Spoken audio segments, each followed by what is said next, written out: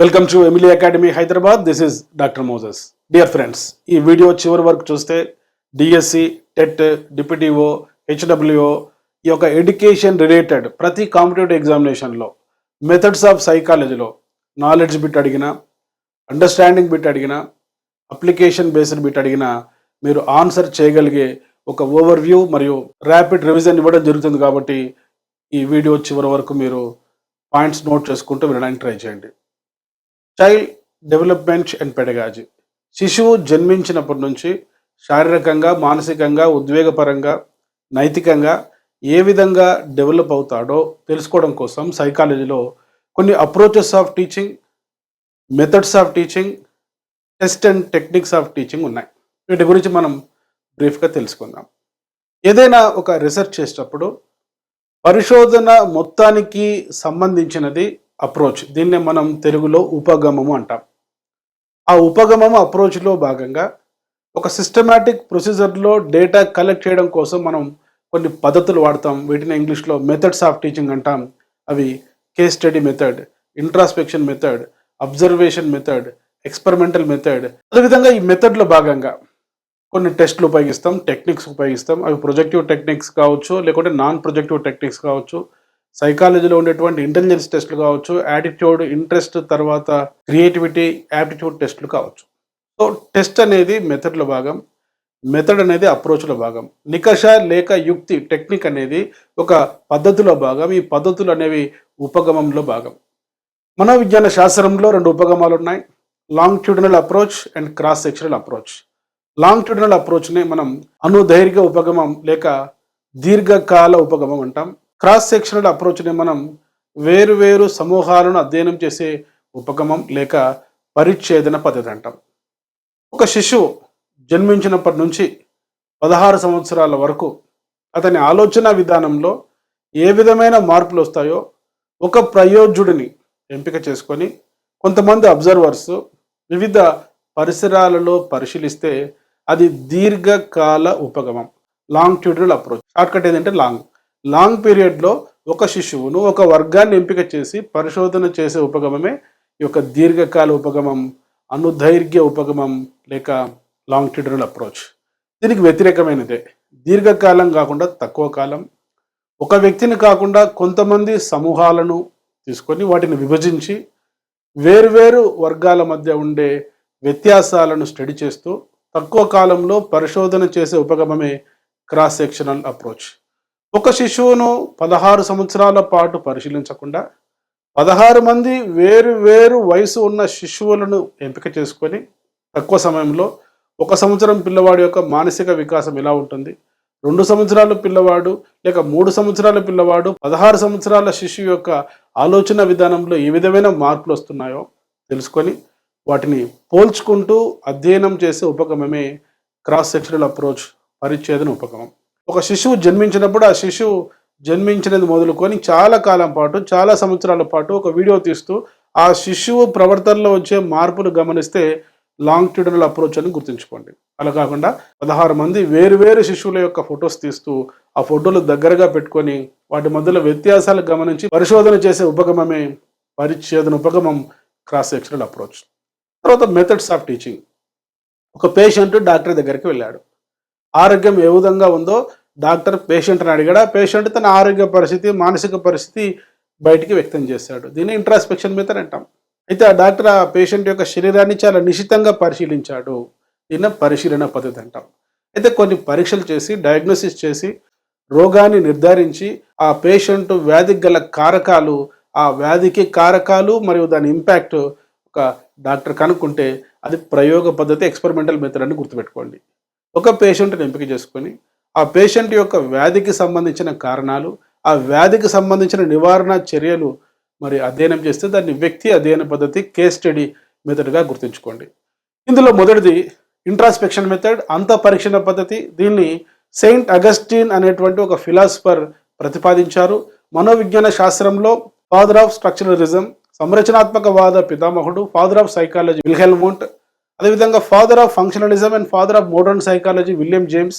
చేతన ప్రవర్తనాంశాలు, చేతన మనసును అధ్యయనం చేయడానికి, కాన్షియస్ మైండ్ను అధ్యయనం చేయడానికి ఇంట్రాస్పెక్షన్ మెథడ్ను విరివిగా ఉపయోగించారు. ఇంట్రో అంటే లోపలికి, స్పియర్ అంటే చూడడం. అంటే వ్యక్తి తన లోపలికి తాను చూసుకోవడం, సెల్ఫ్ ఎగ్జామినేషన్, తన స్వీయ అనుభవాలు, ఉద్వేగాలు, అనుభూతులు, సంవేదనలు బయటికి వ్యక్తం చేయడమే ఇంట్రాస్పెక్షన్ మెథడ్. ఇది తత్వశాస్త్రంలో ఎక్కువగా ఉపయోగించారు. మనోవిజ్ఞాన శాస్త్రం యొక్క తొలి రోజులలో కూడా 1879లో మనోవిజ్ఞాన శాస్త్రం ఆవిర్భవించిన తర్వాత వూంట్, విలియం జేమ్స్ లాంటి మనోవిజ్ఞాన శాస్త్రవేత్తలు విరివిగా ఉపయోగించారు. అయితే ఈ ఇంట్రాస్పెక్షన్ మెథడ్లో ఉండే ప్రొసీజర్ ఏంటంటే observer and observed are the same.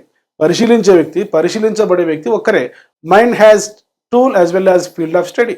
మనసు ఒక కొలిచే ఉపకరణంగా, కొలవబడేదిగా ఉపయోగపడుతుంది అంతఃపరీక్షణ పద్ధతి. అంతఃపరీక్షణ పద్ధతి చిన్న పిల్లలకు ఉపయోగించలేం, వయోజనులకు మాత్రం ఉపయోగిస్తాం. అంతఃపరీక్షణ పద్ధతి జంతువుల ప్రవర్తనను అధ్యయనం చేయడానికి ఉపయోగించలేం, కేవలం మనుషుల ప్రవర్తన మాత్రమే అధ్యయనం చేయడానికి ఉపయోగిస్తాం. అంతఃపరీక్షణ పద్ధతి అపసవ్య ప్రవర్తన గలవారు, అబ్నార్మల్ బిహేవియర్ ఉన్న వారిని అధ్యయనం చేయడానికి ఉపయోగించలేము మనం. అదే సవ్యమైన ప్రవర్తన ఉన్నవారు, నార్మల్ బిహేవియర్ ఉన్న వారికి మాత్రమే ఉపయోగించగలం. అంతఃపరీక్షణ పద్ధతి కేవలం మనం కాన్షియస్లో ఉన్నప్పుడే మన ప్రవర్తన మనం బయటికి వ్యక్తం చేస్తాం.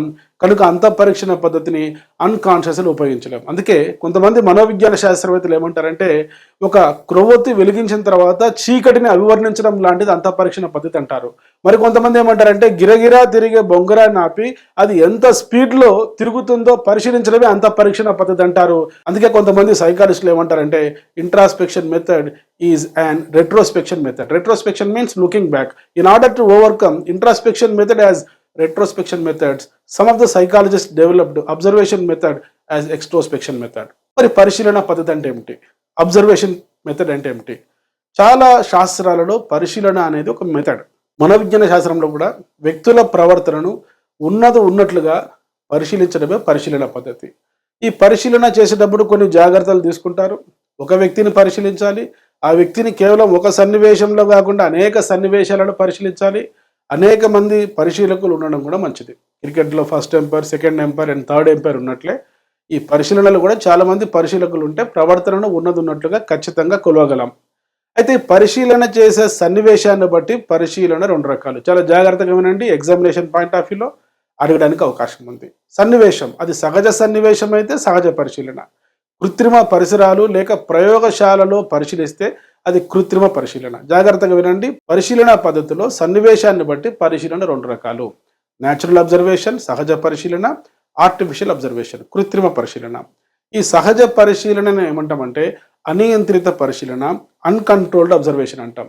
ఈ యొక్క కృత్రిమ పరిశీలనకు మరొక పేరు నియంత్రిత పరిస్థితులలో సన్నివేశాలను పరిశీలిస్తాం కాబట్టి నియంత్రిత పరిశీలన, కంట్రోల్డ్ అబ్జర్వేషన్. చిన్న ఎగ్జాంపుల్, పిల్లలు ఆట స్థలములు ఆడేటప్పుడు, వీధులలో ఆడేటప్పుడు, వారి సహజ పరిసరాలైన తరగతి గది బయట పాఠశాల వాతావరణంలో ఆడుకుంటున్నప్పుడు గమనిస్తే సహజ పరిశీలన. సహజ పరిశీలన చాలా కాలయాపనతో కూడుకున్నది. వ్యక్తి ప్రవర్తనను సహజ సన్నివేశాలలో గమనించవచ్చు. అయితే ఈ కృత్రిమ పరిశీలన అనేది ప్రయోగశాలలో కొన్ని పరికరాల ద్వారా వ్యక్తి ప్రవర్తన గమనిస్తాం.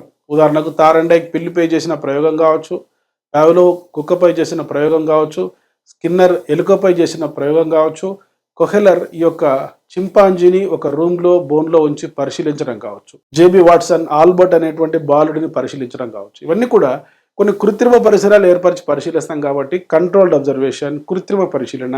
నియంత్రిత పరిస్థితుల్లో గమనిస్తాం కాబట్టి నియంత్రిత పరిశీలన అంటాం. అయితే ఈ పరిశీలన పద్ధతిలో పరిశీలకుడు పరిశీలన సన్నివేశంలో భాగం కావడం కాకపోవడం వల్ల పరిశీలన తిరిగి రెండు రకాలుగా వర్గీకరించవచ్చు. అది సంచరిత పరిశీలన పార్టిసిపెంట్ అబ్జర్వేషన్, అసంచరిత పరిశీలన నాన్ పార్టిసిపెంట్ అబ్జర్వేషన్. ఈ సంచరిత పరిశీలనకి మరొక పేరు సహభాగి పరిశీలన. చాలా సింపుల్గా గుర్తుంచుకోండి. ఒక పరిశీలకుడు అబ్జర్వర్ విద్యార్థులతో పాటు ఆటలాడుతూ లేక విద్యార్థులతో పాటు బోధన అభ్యసన సన్నివేశంలో పాల్గొంటూ దగ్గర నుంచి ప్రత్యక్షంగా పరిశీలిస్తే సంచరిత పరిశీలన.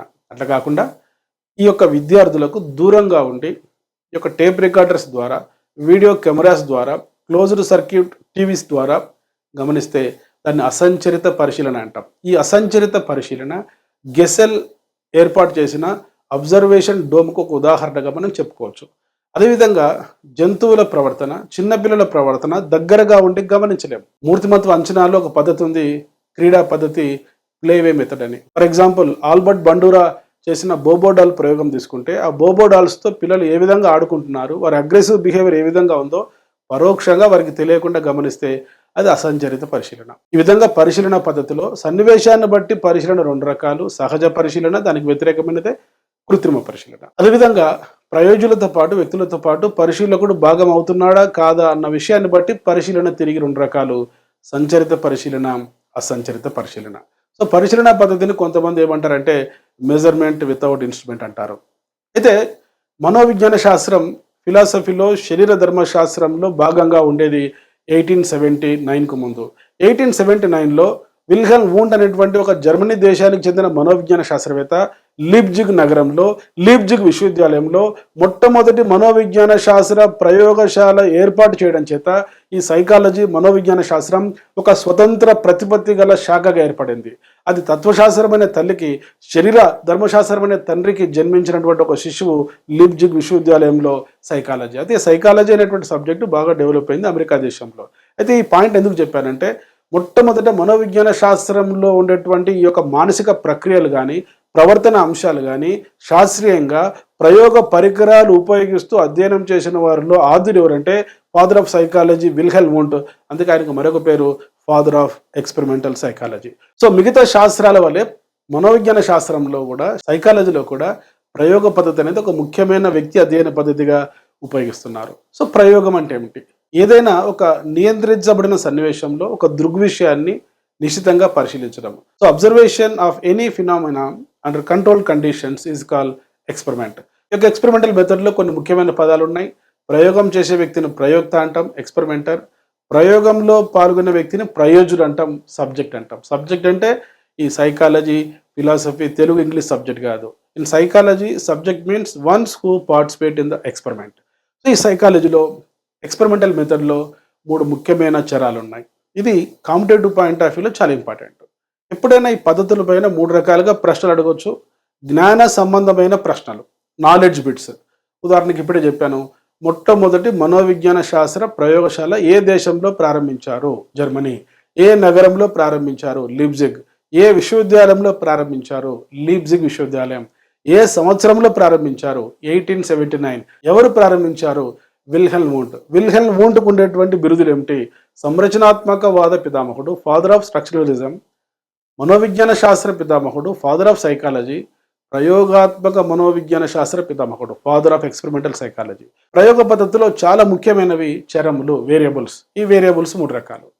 స్వతంత్ర చరం, ఇండిపెండెంట్ వేరియబుల్. పరతంత్ర చరం, డిపెండెంట్ వేరియబుల్. ఇంటర్వీనింగ్ వేరియబుల్, జోక్యం చేసుకునే చరం. దీనికే మరొక పేరు మధ్యస్థ చరం అంటాం. చాలా సింపుల్. ఇప్పుడు పిల్లలకు మార్కులు వస్తున్నాయి. ఈ మార్కులు రావడానికి టీచర్ టీచింగ్కి ఏమన్నా సంబంధం ఉందా అని తెలుసుకునే ఒక పరిశోధనలో ప్రభావితం చేసేది ఏంటి? ఇక్కడ ఉపాధ్యాయుల యొక్క బోధన. ప్రభావితం కాబడేది ఏమిటి? ఇక్కడ విద్యార్థుల మార్కులు. కనుక ఒక ప్రయోగ పరిశోధనలో ప్రభావితం కాబడేది పరతంత్ర చరం. చాలా సింపుల్. డిపెండెంట్ వేరియబుల్ డిపెండ్ అవుతుంది అని గుర్తుంచుకోండి. అయితే ఏదైతే ఒక ప్రయోగ పరిశోధనలో ఒక ఉద్దీపనగా ఉంటుందో, పరతంత్ర చరాన్ని ప్రభావితం చేస్తుందో, ఒక కారణంగా ఉంటుందో, ఒక ఇన్పుట్ వేరియబుల్గా ఉంటుందో, అదే ఇండిపెండెంట్ వేరియబుల్, స్వతంత్ర చరం. ఇప్పుడు నేను కొన్ని ఎగ్జాంపుల్స్ చెప్తాను, ఆన్సర్ చేయడానికి ట్రై చేయండి. ఒక ఉపాధ్యాయుడి యొక్క ఉద్యోగ సంతృప్తిపై వేతనాల ప్రభావం ఉందా లేదా తెలుసుకోవడం. మరి ఈ ప్రయోగ పరిశోధనలో ప్రభావితం కాబడేది ఏంటి? ఉద్యోగ సంతృప్తి. ప్రభావితం చేసేది ఏంటి? ఇక్కడ శాలరీస్. కనుక శాలరీస్ స్వతంత్ర చరం అవుతుంది, ఈ ఉద్యోగ సంతృప్తి పరతంత్ర చరం అవుతుంది. అదేవిధంగా విద్యార్థుల యొక్క విద్యా సాధన, అచీవ్మెంట్కు తల్లిదండ్రుల యొక్క సోషియో ఎకనామిక్ స్టేటస్కి మధ్య సంబంధం ఉందో లేదో తెలుసుకోవాలనుకున్నాడు ఒక పరిశోధకుడు. అంటే ఇక్కడ ప్రభావితం కాబడేది విద్యార్థుల యొక్క మార్కులు, విద్యా సాధన. ప్రభావితం చేసేది పేరెంట్స్ యొక్క సోషియో ఎకనామిక్ స్టేటస్, తర్వాత ఎడ్యుకేషనల్ క్వాలిఫికేషన్స్. కనుక ఇక్కడ ప్రభావితం చేసేటువంటి పేరెంట్స్ యొక్క qualifications, socio economic status independent variable అయితే, ప్రభావితం కాబడేటువంటి విద్యార్థుల యొక్క విద్యా సాధన, అచీవ్మెంట్ అనేది పరతంత్ర చరం అవుతుంది. చాలా సింపుల్. ఒక ప్రయోగ పరిశోధనలో కారణం అనేది స్వతంత్ర చరం, ఎఫెక్ట్, ఫలితం అనేది పరతంత్ర చరం.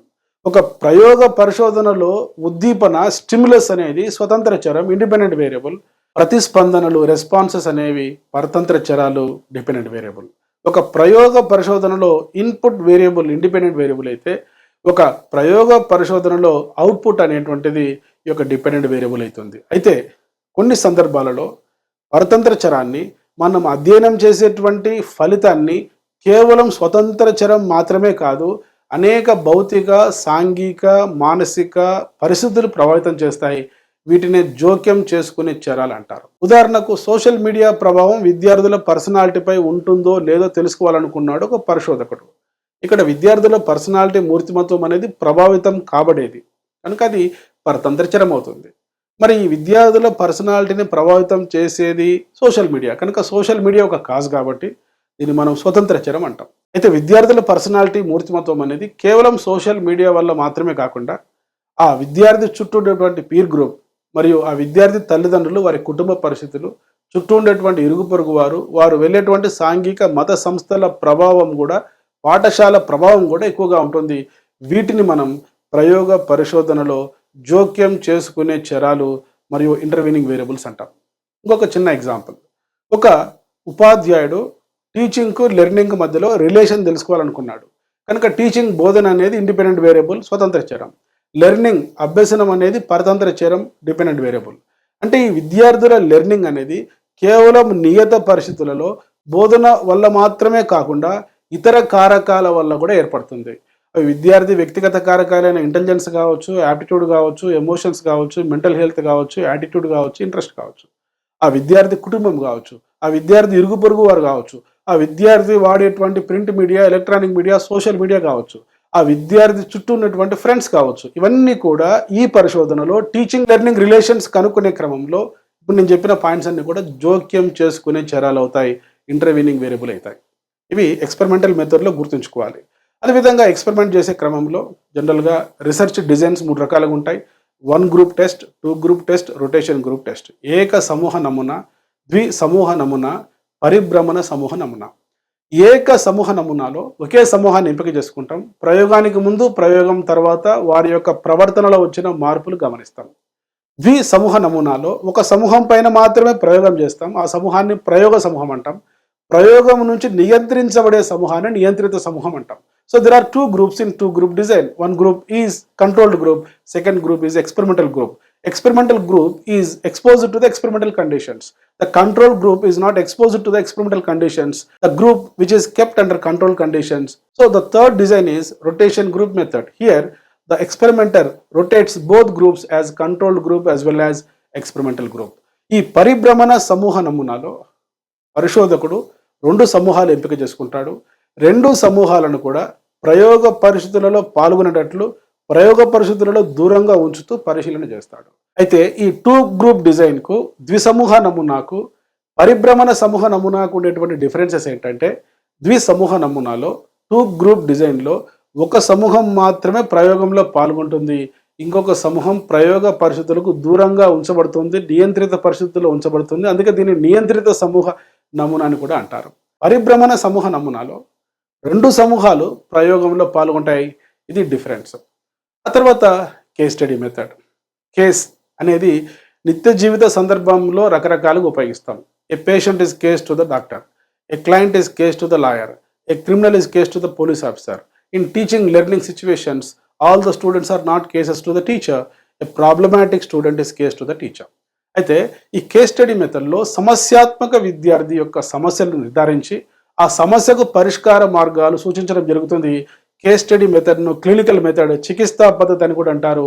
ఈ కేస్ స్టడీ మెథడ్ను ఫాదర్ ఆఫ్ సైకో అనాలిసిస్, మనోవిశ్లేషణవాద పితామహుడు సిగ్మండ్ ఫ్రాయిడ్ ఎక్కువగా ఈ యొక్క హిస్టీరియా వ్యాధిగ్రస్తుల కోసం ఉపయోగించాడు. అందుకే ఎప్పుడైనా గుర్తుంచుకోండి, కేస్ స్టడీ మెథడ్ను రూపొందించింది ఎవరంటే సిగ్మండ్ ఫ్రాయిడ్, ఇంట్రాస్పెక్షన్ మెథడ్ను రూపొందించింది ఎవరంటే సెయింట్ అగస్టిన్.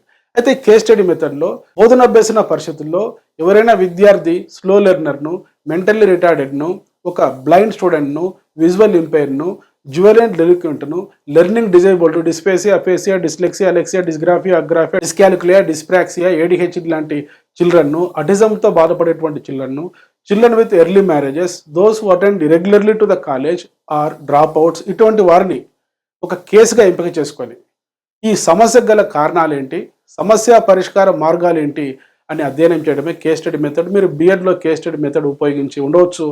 వీలైతే తారే జమీన్ పర్ మూవీ అనేది మీరు చూడండి. దాంట్లో మీరు 2 బిట్స్ నేర్చుకుంటారు సైకాలజీకి సంబంధించి. ఒకటి డిస్లెక్సీ అంటే ఏమిటి, రెండవది కేస్ స్టడీ మెథడ్ అంటే ఏమిటి. ఇవి ప్రధానంగా సైకాలజీలో ఉండే మెథడ్స్, వ్యక్తి అధ్యయన పద్ధతులు. ఇప్పుడు మనం 2 అప్రోచెస్ చెప్పుకున్నాం, longitudinal approach and cross sectional approach. దీర్ఘకాల ఉపగమం లేక అనుదైర్ఘ్య ఉపగమం, రెండవది పరిచ్ఛేదన ఉపగమం. ఈ ఉపగమాలలో భాగంగా వాడేవి case study method, introspection method, observation method, experimental method. ఈ మెథడ్లో భాగంగా వాడేవి కొన్ని ప్రొజెక్టివ్ టెక్నిక్స్ కావచ్చు, నాన్ ప్రొజెక్టివ్ టెక్నిక్స్ కావచ్చు. ప్రొజెక్టివ్ టెక్నిక్స్లో Rorschach ink blot test, thematic apperception test, children apperception test, word association test, sentence completion test, psycho drama. Non projective టెక్నిక్స్లో questionnaire కావచ్చు, ఇంటర్వ్యూ కావచ్చు, పర్సనాలిటీ ఇన్వెంటరీస్ కావచ్చు, రేటింగ్ స్కేల్స్ కావచ్చు, check లిస్టులు కావచ్చు, ఇటువంటివి వాడుతుంటాం. అదేవిధంగా ఇంటెలిజెన్స్ టెస్ట్లు, అదేవిధంగా యాప్టిట్యూడ్ టెస్ట్లు, యాటిట్యూడ్ టెస్ట్లు. So test and technique is part of method and method is part of approach. ఇవి సైకాలజీకి సంబంధించిన కొన్ని ముఖ్యమైన methods, approaches of teaching. Dear friends, ఇటువంటి కంటెంట్తో కూడుకున్న వీడియోస్ కోసం వెంటనే సబ్స్క్రైబ్ చేసుకోండి డాక్టర్ మోజెస్ ఎమిలీ అకాడమీ అనే మా యూట్యూబ్ ఛానల్. గతంలో నేను అప్లోడ్ చేసిన వీడియోస్ షార్ట్ చూడండి. ఈ psychology rapid revision part 1 area కూడా చూడండి. నెక్స్ట్ పార్ట్ 3 లెర్నింగ్ చాప్టర్ పైన నేను త్వరలో అప్లోడ్ చేయబోయే వీడియో కోసం వెంటనే సబ్స్క్రైబ్ చేసుకోండి డాక్టర్ మోజెస్ ఎమిలీ అకాడమీ అనే మా యూట్యూబ్ ఛానల్. అదేవిధంగా పోటీ పరీక్షల్లో మీరు రాణించాలంటే psychology, perspectives in education, pedagogy మరియు డిప్యూటీఓకి సంబంధించిన ఎడ్యుకేషన్ ఒక ఆర్డర్లో నేర్చుకోవాలంటే అద్భుతమైన డిజిటల్ వీడియో క్లాసెస్తో పాటు topic wise test series Emily academy అనే మా మొబైల్ యాప్లో అందుబాటులో ఉంచడం జరిగింది. సో వెంటనే ఎమిలీ అకాడమీ అనే మా మొబైల్ యాప్ ఇన్స్టాల్ చేసుకోండి. ఇందులో ఉన్నటువంటి కోర్సెస్ యాక్సెస్ చేసుకోండి. టాపిక్ వైజ్గా క్లాసెస్ వింటూ నోట్స్ రాసుకుంటూ నేను ఇచ్చిన టెస్ట్ సిరీస్ ప్రాక్టీస్ చేస్తే ఏ మెటీరియల్ అవసరం లేకుండా educational psychology, perspectives in education, పెడగాజీలో అద్భుతమైన మార్కులు సాధించి మీరు ఉద్యోగం సాధించగలుగుతారు. సో ఈ వీడియో మీకు నచ్చితే లైక్ చేయండి, మీ ఫ్రెండ్స్కు షేర్ చేయండి. మీరు భవిష్యత్తులో జాబ్ సాధించాలని, జీవితంలో సక్సెస్ సాధించాలని కోరుకుంటూ మీ doctor Moses Emily academy, Hyderabad.